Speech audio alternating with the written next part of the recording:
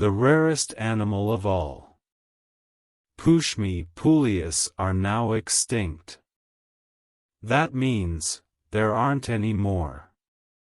But long ago, when Dr. Dolittle was alive, there were some of them still left in the deepest jungles of Africa, and even then they were very, very scarce.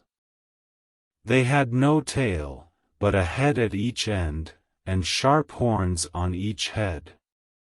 They were very shy and terribly hard to catch. The black men get most of their animals by sneaking up behind them while they are not looking. But you could not do this with the Pushmi pullyus, because, no matter which way you came towards him, he was always facing you. And besides, only one half of him slept at a time. The other head was always awake, and watching. This was why they were never caught and never seen in zoos.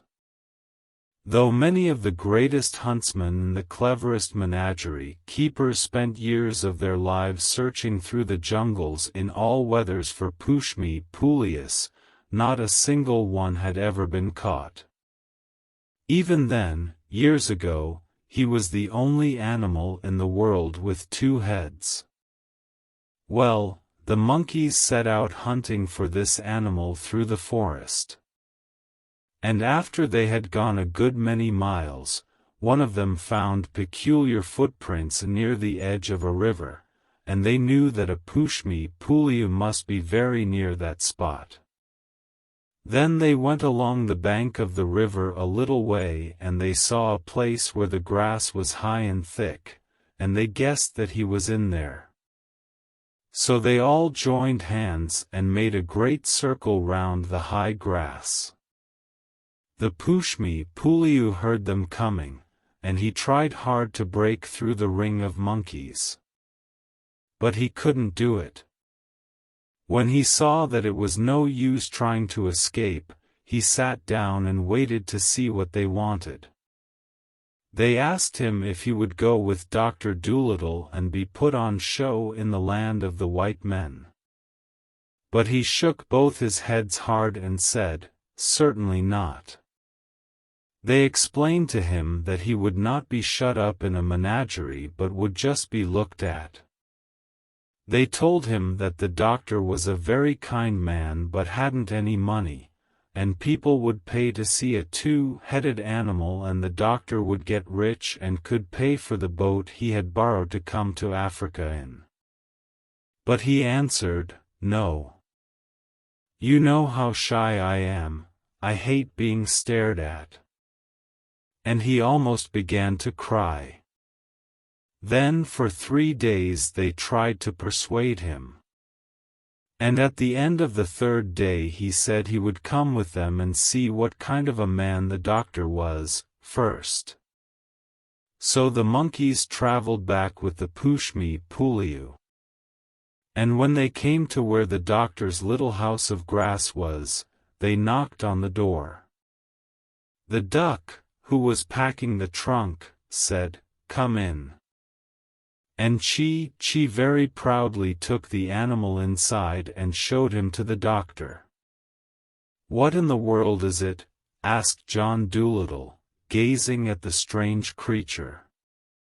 "Lord save us," cried the duck. "How does it make up its mind?"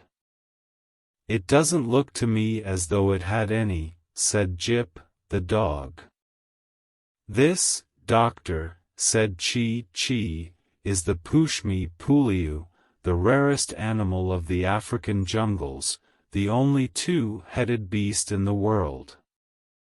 Take him home with you and your fortune's made. People will pay any money to see him." "But I don't want any money," said the doctor.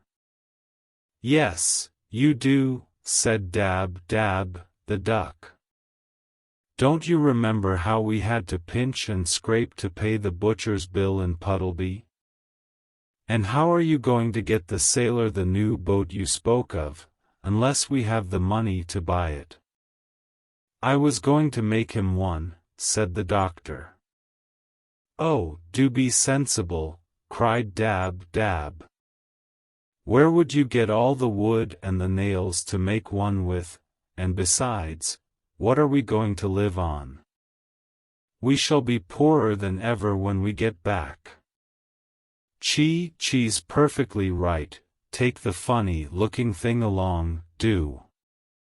"Well, perhaps there is something in what you say," murmured the doctor.